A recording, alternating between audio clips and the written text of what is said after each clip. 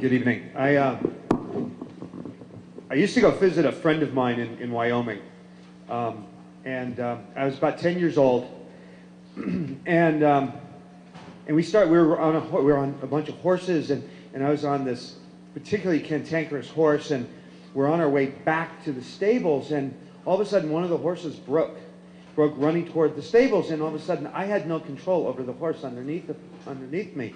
And we're moving fast, you know, maybe just a canter, but it felt like a fast gallop to me. And we're coming up on this fence, and I'm thinking, we're not going to make it over the fence. We're not going to make it over the fence. And all of a sudden, we get to the fence, and we go from 40 to 0 like this. And I go flying over the horse, over the fence, and I get the wind knocked out of me. And I get up, and one of the workers, like the head of the whole stables, comes up, and I was...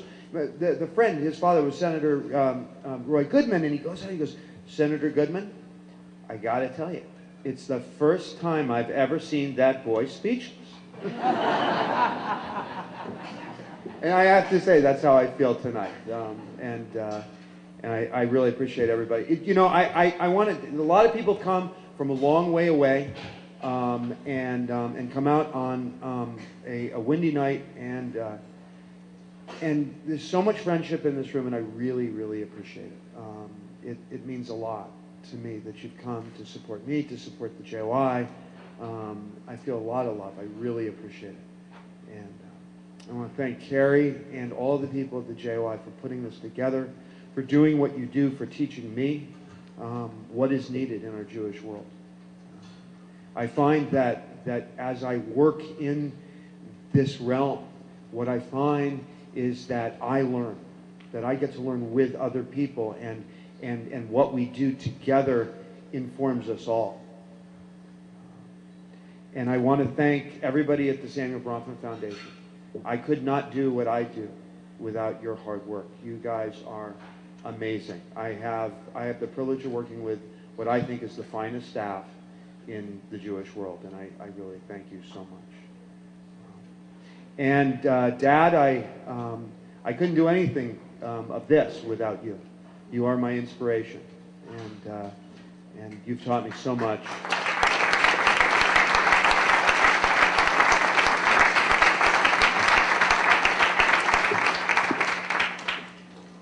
Life is not, I have to say, a lot of you have known me for a very, very long time, and life has not always been easy. And I think through some of the trials that people go through, we learn more about each other, and the opportunity to have a great relationship with my father now and to work together to make this world a better place, which is something he's always talked about. Adam, the job in this world is to make this world a better place. And I hear all the time my father saying, well, if I could have done one thing differently, I would have raised my children in a Jewish home. And you did. Because the concept of leaving this world a better place than you found it is the Jewish concept, and I've had the opportunity to go out and learn a lot more about it, and so I thank you, and I really appreciate the fact that I learn with you and from you, and that we study together. Education is such an important part. Ideas are such an important part of what we do at the Samuel Bronfman Foundation. So I have about probably 6 minutes left, and one of the things I don't share in common with my father is the ability to be incredibly brief. So, but I'm going to try. I'm going to try. I do want to say that there are two things. I wasn't brought up with understanding the actual concepts of Judaism.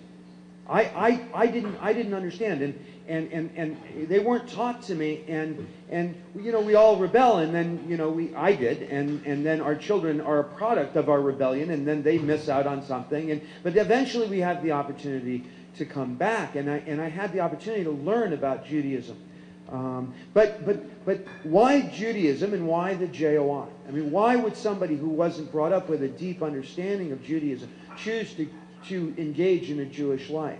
And why outreach? What is that all about?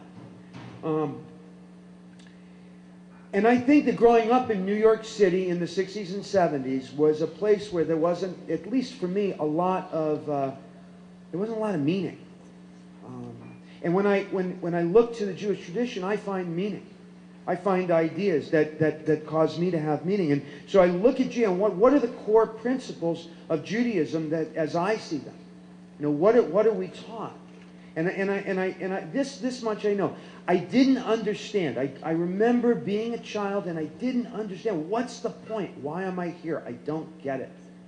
Where am I from? What is this all about? And that cosmological story at the beginning of the Torah tells us where we're from, right? It says, hey, God created the earth. Whatever that God may or may not be, right? But it gives us a beginning. It gives us a place, a point of departure, right? So that's creation. Then we have revelation. We have the people in the story. These people have such trials and tribulations and that concept of, but there is a higher power. However you want to conceive of that higher power. There are a lot of stories in the Torah, and they're kind of odd, and they're sort of painful, but I have to say that the concept of revelation that is most telling to me is when Moses, interesting you brought up Moses, it was when Moses is talking to God at the burning bush. And he's saying, okay, listen, I get it. I'm with you on this one. What do I call you? How do I relate what you are to the people I need to go talk to? And God says, you will call me. My name forever will be, I will be what I will be. Like I am an ongoing, evolving product of what's going on. And you get to help shape that with me. You're going to go and you're going to be part and parcel. It's a relationship. And all of a sudden, Moses' life had value, right? It had meaning. He got to be in relationship with something that the definition of is, it's an evolving power. That was it. And you get to have meaning. You get to work for the people in your life. You get to work with the people in your life to make this world a better place than you found it. From Exodus is something we talk about in all of our services. And in those services, we talk about the concept of going from slavery to freedom, from a desert to a place of milk and honey, from a place devoid of meaning. In my childhood, I see it as Bronx burning. There's no meaning in buildings burning uptown, right? To a place where there's meaning in life, where I get to work with my community, where I get to be with my father, my brothers, my children, my wife, to learn about what it is to make this world a better place, to bring love and joy to other people. That's what I see Judaism as. That's the core value for me. That I have the right and the ability to live a life of meaning. And then I get to go study the particulars that are involved in this religion.